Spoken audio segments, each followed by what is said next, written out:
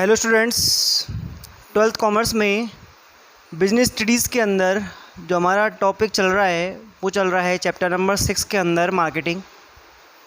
और मार्केटिंग के अंदर हम डिस्कस करेंगे आज इम्पोर्टेंस ऑफ मार्केटिंग, यानी कि विपणन के कौन कौन से महत्व हैं। ये महत्व सभी कैटेगरीज़ के लिए है। यहाँ पर आपके बिजनेस पर्सन के लिए बनेंगे, सोसाइटी के लिए बनेंगे, कंट्री के लिए बनेंगे और कंज्यूमर्स के लिए बनेंगे। तो यहाँ पे हम 4-5 टाइप के क्या पढ़ने वाले हैं, इंपॉर्टेंसेस पढ़ने वाले हैं। फ़िलहाल हम पढ़ रहे हैं फॉर बिजनेस पर्सन और एंटरप्राइज, यानी कि किसी बिजनेस के लिए या बिजनेस पर्सन के लिए आपको किस तरह से इम्पोर्टेंस रखता है मार्केटिंग, उस चीज़ के बारे में पढ़ा जा रहा है। तो फर्स्ट पॉइंट इसके अंदर हम डिस्कस कर रहे हैं सर्वाइवल इन कंपटीशन, यानी कि प्रतिस्पर्धा में अस्तित्व को बनाए रखने के लिए या प्रतिस्पर्धा का सामना करने के लिए, प्रतिस्पर्धा में अस्तित्व बनाए रखने के लिए।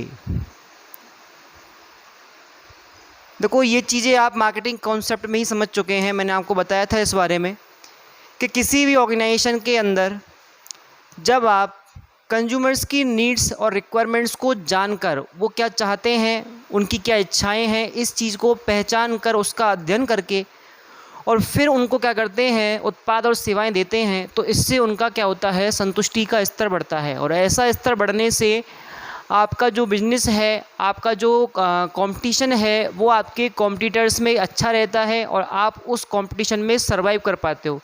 यानी कि बिना मार्केटिंग के आज के टाइम में कोई भी बिजनेस कंपटीशन को फेस नहीं कर सकता। आपको इसके लिए मार्केटिंग स्ट्रेटजीज बनानी पड़ेंगी, विपणन की रणनीतियाँ बनानी पड़ेंगी और उनका निष्पादन, उनका क्रियान्वयन भी करना पड़ेगा। तब जाकर आप मार्केटिंग के द्वारा अपने प्रतिस्पर्धी वातावरण के अंदर प्रतिस्पर्धा पर विजय प्राप्त कर सकते हो। ठीक है, नंबर 2 पे पढ़ रहे हैं हम।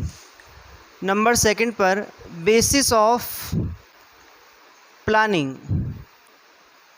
देखो, ये काफ़ी सिंपल है। बेसिस ऑफ प्लानिंग का मतलब होता है नियोजन, कि जो मार्केटिंग मैनेजमेंट है वो नियोजन का आधार है। आधार कैसे है, मैंने आपको क्या बताया था कि जो मार्केटिंग का कॉन्सेप्ट है, मार्केटिंग की जो प्रोसेस है वो स्टार्ट होती है बिफोर प्रोडक्शन और कब तक चलती है, सेलिंग के बाद तक चलती रहती है।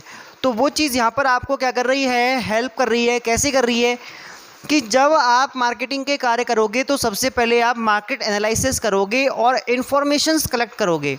और मैंने आपको बताया था प्लानिंग में हम क्या करते हैं, अगर आप मार्केटिंग को छोड़ के या किसी भी तरह की आप प्लानिंग कर रहे हैं तो उसके लिए आपके पास इन्फॉर्मेशंस होना कैसा है, एसेंशियल है, आवश्यक है। और इन इन्फॉर्मेशंस को पाने के लिए जो मैनेजर होता है वो फ्यूचर का क्या करता है, फोरकास्टिंग करता है, पूर्वानुमान लगाता है कि भविष्य में क्या होगा, उन घटनाओं का अध्ययन करता है और फिर उनके आधार पे प्रभावी क्या बनाता है, योजनाएं बनाता है। अब यहाँ पर जो आप मार्केटिंग करने वाले हैं, इस मार्केटिंग में आपने क्या किया है, मार्केट एनालिसिस किया है। और मार्केट एनालिसिस करने से आपके पास वो इन्फॉर्मेशंस आ चुकी हैं जो कंज्यूमर्स को मार्केट में फ्यूचर में आपको फेस करनी होंगी। तो इन सारी चीज़ों को आप पहले से ही क्या कर लेते हैं, जब स्टडी कर लेते हैं तो ऐसी स्टडी से आपकी जो प्लानिंग होती है भविष्य की, वो कैसी बनती है, बहुत ही बेस्ट इफेक्टिव प्लानिंग बनती है। इसलिए हम ये कहते हैं मार्केटिंग मैनेजमेंट जो है वो आपका कैसा है, ज़्यादा हेल्पफुल है। ठीक है, नंबर 3 पे हम बात कर रहे हैं मोर सेलिंग। देखो, विक्रय तो ज़्यादा होना ही है। नंबर 3 पे हमारा पॉइंट है अधिक विक्रय। देखो, मैं आपको बता दूं, माल वही ज़्यादा बिकता है जो हमेशा डिमांड में रहता है। जब आप मार्केटिंग मैनेजमेंट कर रहे हो और मार्केटिंग मैनेजमेंट के अंदर आप बार बार ये सर्वे कर रहे हो, ये जांच कर रहे हो कि कंज्यूमर्स की नई नीड्स और डिज़ायर्स क्या हैं, तो आपका प्रोडक्ट कभी भी मंदी को फेस नहीं करेगा। आपके प्रोडक्ट का कभी रिसेशन नहीं आना। क्यों नहीं आना? क्योंकि आप हमेशा कंज्यूमर की इंटरेस्ट के अकॉर्डिंग क्या बना रहे हो, प्रोडक्ट बना रहे हो।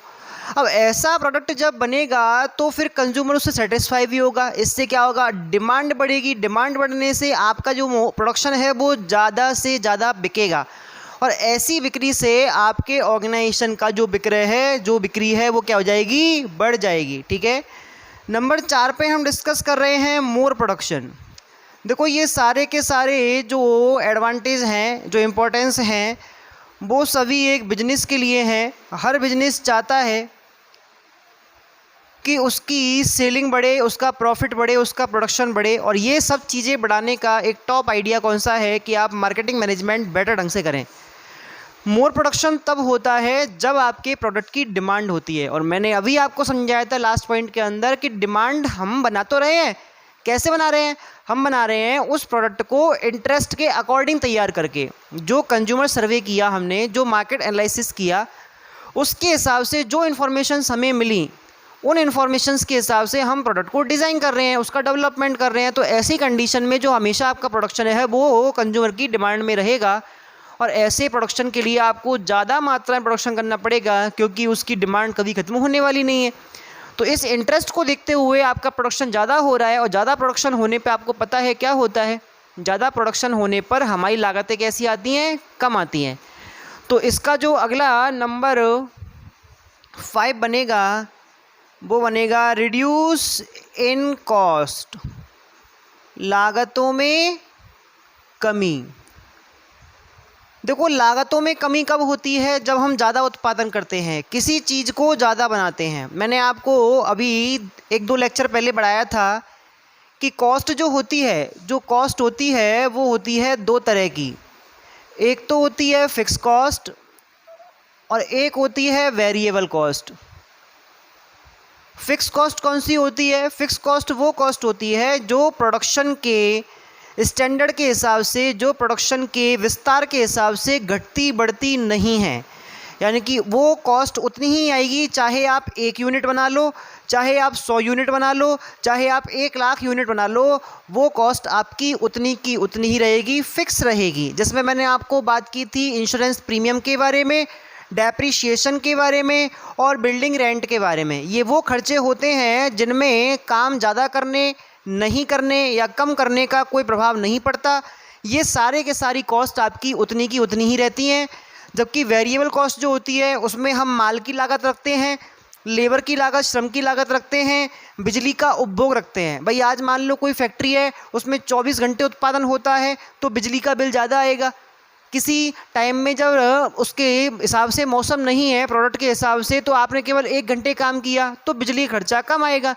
लेकिन जो जिस बिल्डिंग में वो मशीन लगी हुई है, जो फैक्ट्री चल रही है, क्या उस बिल्डिंग के रेंट में भी कोई अंतर आएगा? तो आंसर है नहीं, रेंट तो उतना ही रहेगा, चाहे आप 24 घंटे काम करो, चाहे आप 1 घंटे काम करो। तो यहाँ पर जो आपकी कॉस्ट है वो कॉस्ट कम कब आती है? जब आप क्या करते हो, ज़्यादा मात्रा में उत्पादन करते हो। क्योंकि ज़्यादा मात्रा में उत्पादन करने से आपकी वेरिएबल कॉस्ट तो उतनी दर से बढ़ जाएगी, लेकिन फिक्स कॉस्ट आपकी स्टेबल रहने से बहुत सारी नंबर ऑफ़ यूनिट्स में बढ़ जाएगी, और ऐसा होने से आपकी जो टोटल लागत है, प्रति इकाई लागत, वो कैसी आएगी? कम आएगी। इसीलिए हम ये मानते हैं कि जब आप बड़े स्तर पे क्या करते हो, उत्पादन करते हो, तो बड़े स्तर पे उत्पादन करने से आपका जो प्रोडक्शन है वो ज़्यादा होता है, और उससे संबंधित जो आपकी लागतें हैं वो कैसी आ जाती हैं? कम आ जाती हैं। ठीक है, नेक्स्ट हम डिस्कस करेंगे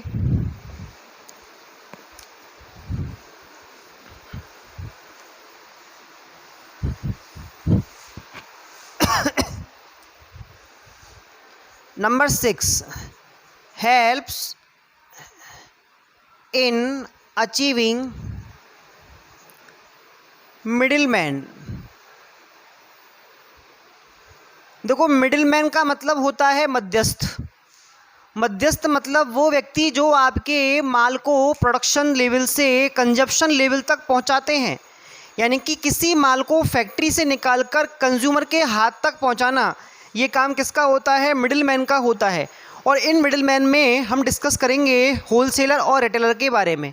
जैसा कि आप जानते हैं, कोई भी जो मोस्ट रिपीटेड कंपनी होती है, वो रिपीटेड कंपनी क्यों है? क्योंकि उसके प्रोडक्ट की जो डिमांड है वो ख़त्म ही नहीं हो रही, क्योंकि उसके प्रोडक्ट के इफ़ेक्टिव एडवर्टाइजमेंट हमेशा आते रहते हैं, टीवी चैनल्स पे, बोर्ड होर्डिंग्स में, अखबारों के माध्यम से। तो ये चीज़ जो है वो आपकी प्रचलन में रहती है, दिमाग में रहती है, एक इमेज बन रही है किसके माइंड में, कंज्यूमर के माइंड में। और ऐसा होने से जो होलसेलर और रिटेलर हैं वो उसी कंपनी के माल को बेचने के लिए क्या होते हैं, अट्रैक्ट होते हैं। भाई जैसे आपने नाम सुना हुआ है, एक कंपनी, एक ऑर्गेनाइजेशन है जिसका नाम है सरस ऑर्गेनाइजेशन, और ये घी बनाता है, घी। एक है महान, ये भी घी बनाता है। एक है आपका पातीराम, ये भी घी बनाता है। अब इन तीनों के बारे में आपको ब्रांड नेम पता है, आपने मार्केट में इन चीज़ों के नाम देखे हैं, इनके प्रोडक्ट देखे हैं, टीवी पे अखबारों में इनके विज्ञापन भी आते हैं, तो इनके बारे में आपके माइंड में एक इमेज है। लेकिन कल को मान लो एक नया घी आता है जिसका नाम है साइकिल ब्रांड घी, और ये कंपनी जो है ये काफ़ी दिनों से चल रही है लेकिन किसी को पता ही नहीं है, क्योंकि ना तो इसकी मार्केटिंग पॉलिसी इतनी अच्छी है, ना ये इफेक्टिव एडवर्टाइजमेंट करते हैं, और ना किसी कंज्यूमर से या किसी रिटेलर होलसेलर से इसका नाम सुना है। अब मान लो ये कंपनी अपनी फ्रेंचाइजी या अपनी एजेंसी बांट रही है, तो ऐसा करने पर क्या इसके काम को लेने के लिए, इसकी डिस्ट्रीब्यूटरशिप लेने के लिए जल्दी से कोई होलसेलर तैयार हो जाएगा? तो आंसर है नहीं, ऐसा नहीं होगा। आपको क्या है कि केवल जो जांचे परखे हुए जो प्रख्यात नाम होते हैं उन्हीं की डिस्ट्रीब्यूटरशिप लेने पे या उनका ही वितरण करने में आपको ज़्यादा अच्छा लगता है। तो इसी कंडीशन में हम ये मानते हैं कि अगर कोई कंपनी अच्छा मार्केटिंग मैनेजमेंट करती है तो उसके प्रोडक्ट को बेचने के लिए होलसेलर और रिटेलर अपने आप ही क्या जाते हैं, अट्रैक्ट हो जाते हैं। तो इससे उनको आपको मार्केट में बेचने में काफ़ी कन्वीनियंट रहेगा। ठीक है, नेक्स्ट हम डिस्कस करेंगे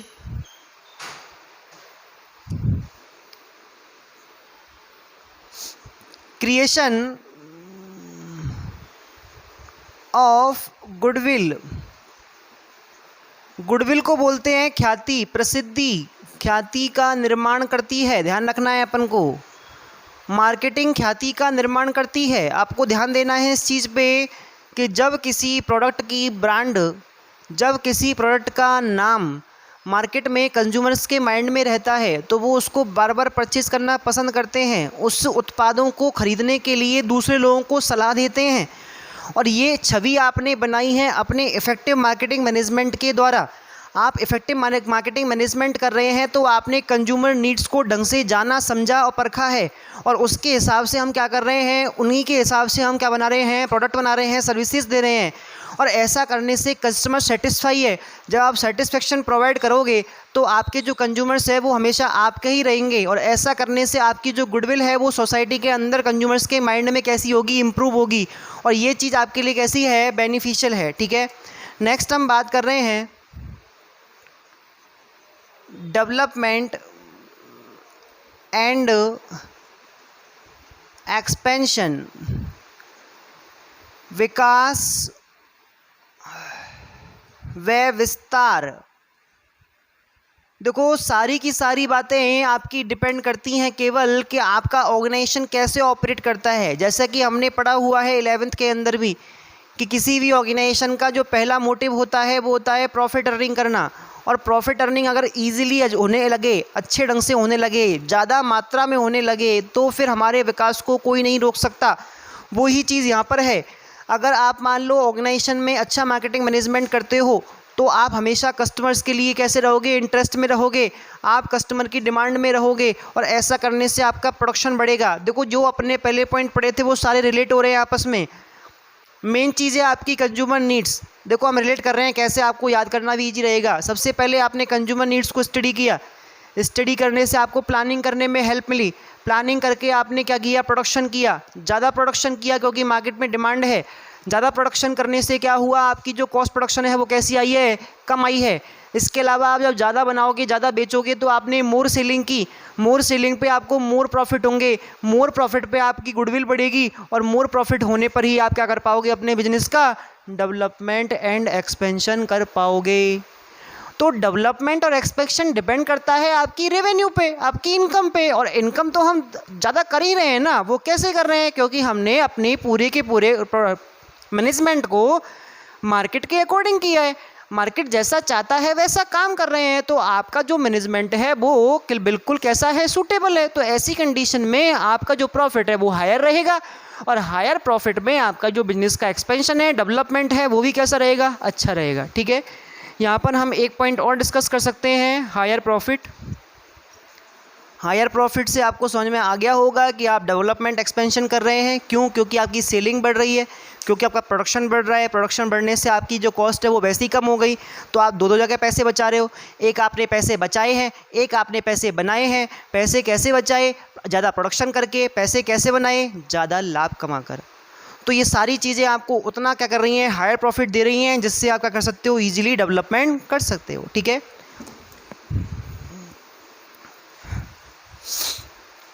नंबर 9 पे हम डिस्कस करेंगे, 10 पे सॉरी, फुलफिलमेंट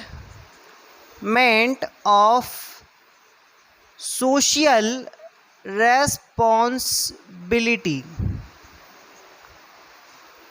देखो, मैंने आपको 11th क्लास के अंदर बताया था इस बारे में कि एक बिजनेस जो होता है उसका जो मेन मोटिव होता है वो प्रॉफिट अर्निंग है। हम मान रहे हैं क्योंकि वो इकोनॉमिक एक्टिविटी करता है, लेकिन कहीं ना कहीं साथ में हमको लेके चलना है, साथ में रिलेट करना है किसको? सोशल सेटिस्फेक्शन को। और सोसाइटी के लिए जो ढेर सारी उसकी नीड्स होती हैं, जो एक्सपेक्टेशन होती हैं बिजनेस से, उन सबको अगर हम पूरा करते हैं तो हम हमारी सोशल रेस्पॉन्सिबिलिटीज़ को पूरा करते हैं। भाई, सोसाइटी आपको ढेर सारे रिसोर्सेज देती है। हम man, money, machine, material, method, ये सारी चीज़ें कहाँ से लाते हैं? हम लाते हैं सोसाइटी से। अब सोसाइटी से लेके आ रहे हैं तो उन चीज़ों के एक्सचेंज के फॉर्म में आपसे जो सोसाइटी है वो कुछ लेना चाहेगी। अब वो क्या ले रही है? वो चाहती है भाई आप पॉल्यूशन ना करो, वो चाहती है कि आप रीज़नेबल प्राइसेस पे अच्छे अच्छे प्रोडक्ट्स दो। जो हमारी सोसाइटी चाहती है, जो कंज्यूमर्स चाहते हैं, उनके अकॉर्डिंग क्या करो? आप क्वालिटी दो। और ये सारी चीज़ हम कर तो रहे हैं। मार्केटिंग मैनेजमेंट के अंदर हमने यही किया है। मार्केटिंग मैनेजमेंट में जो हमने मार्केट सर्वे किया, जो मार्केट एनालिसिस किया, उससे जो इन्फॉर्मेशंस आई हैं वो ग्रुप ऑफ कंज्यूमर्स है। और कंज्यूमर्स को के ग्रुप को ही तो क्या कहते हैं? हम सोसाइटी कहते हैं। तो जब आप कंज्यूमर्स को सेटिस्फाई करोगे तो सोसाइटी सेटिस्फाई होगी, और सोसाइटी सेटिस्फाई होगी तो हम ये मानेंगे कि हमने लाभ कमाने के साथ साथ, प्रॉफिट अर्निंग के साथ साथ क्या किया है? जो हमारा सोशल रेस्पॉन्सिबिलिटी है उसको भी पूरा किया है। ठीक है। तो इस तरह से आपको फ़ायदा मिलेगा। नंबर 11 पे अपन बात कर रहे हैं, हेल्प इन इंटरनेशनल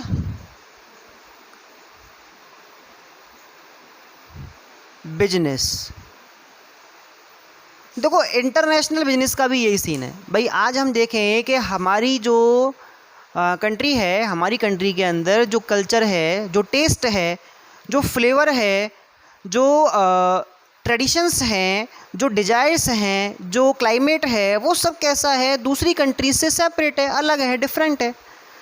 अब ये जो डिफरेंस है ये आपको इस चीज़ की रिक्वायरमेंट बताता है कि जब भी आप किसी दूसरी कंट्री में अपना बिजनेस स्टार्ट करो, जब आप दूसरी कंट्री के मार्केट में एंटर करो, तो सबसे पहले वहाँ के लोगों के बारे में जानो। क्योंकि जैसा हम पसंद करते हैं वैसा ही वो पसंद करें, ये संभव नहीं है, क्योंकि वहाँ पे बहुत सारी चीज़ें डिफरेंट है। तो अगर आपको वहाँ के मार्केट में, यानी कि जो बिजनेस बड़े लेवल पे चल रहे हैं और उनको इंटरनेशनल मार्केट में पहुँचना है, तो इंटरनेशनल मार्केट में सक्सेस लेने का सबसे जो बेस्ट तरीका है वो है मार्केटिंग करना। आप क्या करोगे? सबसे पहले उस फॉरेन कंट्री के, उस विदेशी देश के आपके जो कंज्यूमर्स हैं, जो उपभोक्ता हैं, उनकी नीड्स के बारे में जानो, वहाँ के कॉम्पिटिटर्स के बारे में जानो, वहाँ के चलने वाले प्रोडक्ट्स के बारे में जानो, प्राइसेस के बारे में जानो, वहाँ की डिमांड क्या है, वहाँ का क्या टेस्ट है, क्या फ्लेवर है, क्या इंटरेस्ट है। ये सारी चीज़ें आप जानोगे तब जाके उनके हिसाब से आप प्रोडक्ट बना पाओगे। और अगर आपने उनके हिसाब से प्रोडक्ट बना दिया फिर तो आपकी बल्ले बल्ले है, फिर तो आप वहाँ पे सक्सेस हो ही जाओगे। बहुत सारी कंपनियां जो विदेशों में अपना बिजनेस स्टार्ट करती हैं वो फेल हो जाती हैं। उस फेल होने के पीछे जो मेन जो रीज़न होता है वो ये होता है कि वो वहाँ के मार्केट को, वहाँ के एनवायरनमेंट को ढंग से एनालिसिस नहीं कर पाती कि वहाँ पर उनको किस तरह से प्रेजेंटेशन देना है। लेकिन अगर मान लो आप मार्केटिंग मैनेजमेंट करते हुए वहाँ पर इस तरह की चीज़ों को पूरा करते हैं, जो हमने मार्केटिंग फंक्शंस पढ़े थे पहले 14-15, उन सबको आप ढंग से क्या करते हैं, परफॉर्म करते हैं, तो ऐसा करने से जो आपका सक्सेस है वो इंटरनेशनल मार्केट के अंदर भी क्या होगा, पॉसिबल होगा। तो इसलिए हम ये मानते हैं कि अगर मान लो कोई बिजनेस जो इंटरनेशनल मार्केट में डील करना चाहता है उसको सबसे पहले क्या करना चाहिए, मार्केट सर्वे करना चाहिए। और ये सारे काम हम कहाँ करते हैं, मार्केटिंग मैनेजमेंट में करते हैं। तो मार्केटिंग मैनेजमेंट आपको असिस्ट करता है, आपको हेल्प करता है किसके अंदर, कि आप इंटरनेशनल ट्रेड के अंदर क्या मिले, सक्सेसफुल हो। तो इसीलिए हम ये पढ़ रहे हैं कि हेल्प इन इंटरनेशनल ट्रेड या इंटरनेशनल बिजनेस, कि जब हम इंटरनेशनल बिजनेस करते हैं तो वहाँ मार्केटिंग मैनेजमेंट हमारे लिए हेल्पफुल होता है, क्योंकि उसके माध्यम से हम सारी व्यवस्थाओं को समझ जाते हैं, सीख लेते हैं और फिर उसके हिसाब से ही प्रोडक्ट और सर्विसेज देते हैं। तो हमारा सक्सेस होना बनता ही है। ठीक है, तो इस तरह से जो आपके इम्पोर्टेंस हैं मार्केटिंग के वो बिजनेस एंटरप्राइजेस के लिए हमने कंप्लीट किए आज, जिसमें मैंने आपको 11 पॉइंट्स के बारे में समझाया है। आई होप आपको समझ में आया हो।